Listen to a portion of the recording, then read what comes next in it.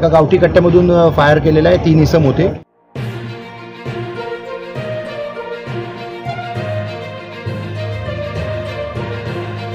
अमरावती शहरातून एका दुकानात देशी कट्ट्यातून फायर करण्यात आल्याने खळबळ, व्यापारी वर्गात भीतीचे वातावरण, व्यावसायिक स्पर्धेतून प्रकार घडल्याची चर्चा। अमरावती शहरातील जयस्तंभ चौकातील जय भोले पान सेंटर दुकानावर ही घटना आहे। 3 अज्ञात आरोपी या दुकानात आले। दुकानात काहीतरी विचार न करताच एकाने बंदूक काढून फायर केला। फायर केल्यानंतर तिघांनी पळ काढला। अमरावती शहरातील मध्यवस्तीत असलेल्या जयस्तंभ चौकात फायर झाल्याने खळबळ उडाली आहे। घटनेची माहिती मिळताच पोलीस उपायुक्त गणेश शिंदे सह पोलीस घटनास्थळी दाखल झालेत। या दरम्यान परिसरातील सीसीटीव्ही तपासले असता त्यामध्ये 3 आरोपी दिसून आलेत। सध्या या घटनेचा पोलीस तपास करीत आहेत। हा सगळा प्रकार व्यावसायिक स्पर्धेतून घडला असल्याची चर्चा व्यापारी वर्गात दबक्या आवाजात सुरू आहे। पाण्यात टाकायचे आर्टिकल्स असतात त्याचा व्यवसाय करतात।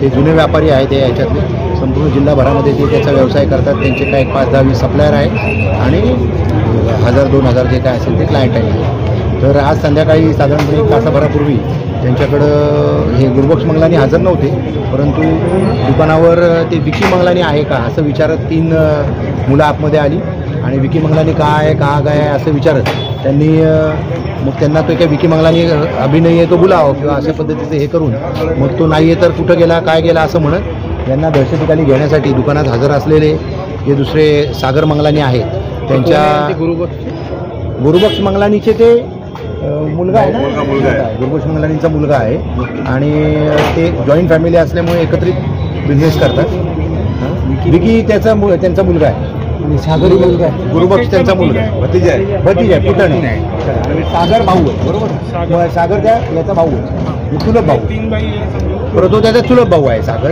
आणि त्यांनी मग विकी नाही अशा कारणावरून तो त्याला बोलवा आणि मग यांना धमकावण्यासाठी एका गावठी कट्ट्यामधून फायर केलेला आहे। 3 इसम होते आणि नंतर ते लगेच पळून गेले। दरम्यानच्या काळात त्यांनी एक ते दुकानाच्या काउंटरची काच फोडलेली आहे आणि पाण्याचे जे कॅन आहेत ते कॅन त्यांच्या दुकानामध्ये फेकले। फायर कुठे गेला सर? त्यांनी त्याच्या मागे असा बोर्डवर फायर डायरेक्ट त्यांच्या अंगावर नाही, एकच राऊंड। त्यांच्या अजून आम्ही पूर्ण तपास करतोय। आम्ही फॉरेन्सिक टीम आणून आणखीन काय मिळालं तर मग मी काही बोलले नाही। ते फक्त विकी कुठे असं विचारलं त्यांनी। त्याच्यामुळे त्या विकी जेव्हा उद्या सकाळी येईल हे लोक त्यांना ओळखत नाही। जे दुकानाच्या काउंटरमध्ये जे आता होते हे त्या 3 आरोपींना ओळखत नाही, फक्त ते विकीचंच नाव घेत होते। त्याच्यामुळे विकी जेव्हा या ठिकाणी पोहोचतील त्यावेळी ते विकी आता आउट ऑफ टाऊन आहेत मुंबईला किंवा आणखी। तर त्या विकीवर त्याच्या आधी 2-3-7 महिने आधी हल्ला झालेला आहे ते आम्ही चेक करतो आता, म्हणजे कुठे झाले काय झाले।